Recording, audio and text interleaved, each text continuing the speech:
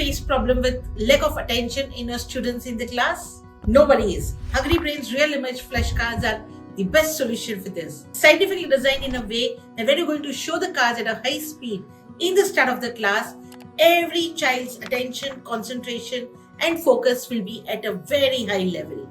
And when you have this 24 seconds for 24 cards shown in the start, this concentration level which will go up will remain to a huge extent for the class. And anytime in the middle of the class, if you think the concentration and the focus of the children have come down, again take a set of cards, just show at a high speed and you're done. You would wonder how just showing cards would really make such a difference, isn't it? The answer is very simple. The way Hungry Brain Real Image flashcards are designed to, they have white background which attracts the focus of the child. No write-up, no background, no borders, really ensure that the child is concentrating on the image itself. When you're showing at a high speed with the very high clarity of the image, the attention span of the child is very high.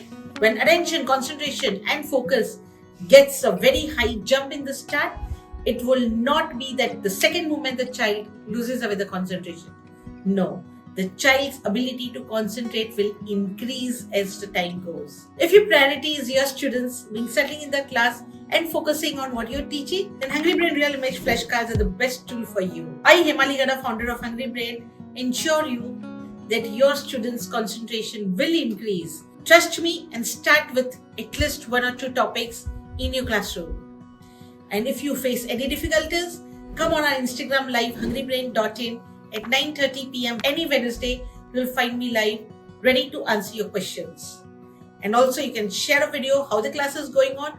We will give you a customized support to ensure that the children in your class have got good concentration, attention and focus such that your teaching becomes simple and you and the student both enjoy the class sessions. Enjoy teaching.